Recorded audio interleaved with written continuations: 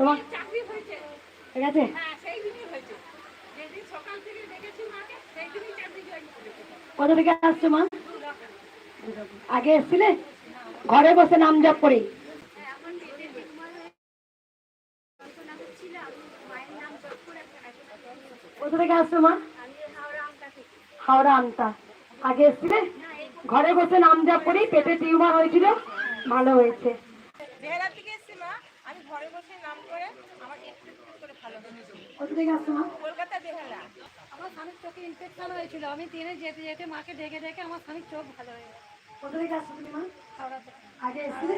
নাই প্রথমে ঘরে বসে নাম জপ করছিলে। আর কার বলে? মা আমার সামনেটা আসুন না। নাম জপ করে মা, আমি আগে পায়ে নিকাপ দিয়ে চলতাম, নিকাপ ছাড়া চলতে পারতাম না। পায়ে মেকআপ দিয়ে চলতে হতো। এখন নিকাপ ছাড়া চলি মায়ের নাম জপ করে। এসেছিলে আগে? না মা, এই প্রথম।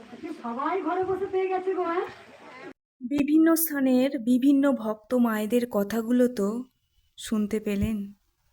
কোনো ভক্ত মায়ের সন্তানের চাকরি হয়ে গেল, আবার কোনো ভক্ত মায়ের স্বামীর চোখের সমস্যার সমাধান হয়ে গেল।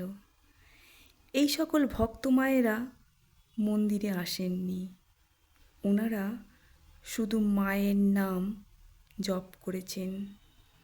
কেউ বাড়িতে বসে, কেউ বা ট্রেনে যেতে যেতে। আপনারাও এই কলিযুগের কৃষ্ণকালী মাকে বিশ্বাস আর ভরসা করুন।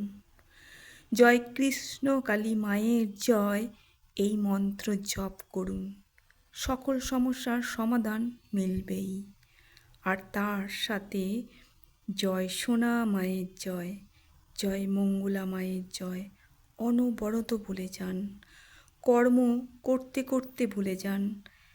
এক হাতে কর্ম করুন না, আর অন্য হাতে মাকে ধরে থাকুন। আমার উপকার হয়েছে, আপনাদেরও মনের ইচ্ছা মা অবশ্যই পূরণ করবেন। সবাই ভালো থাকুন, সুস্থ থাকুন, আনন্দে থাকুন। মায়ের কাছে প্রতিদিন সকলের জন্য এই প্রার্থনা করি।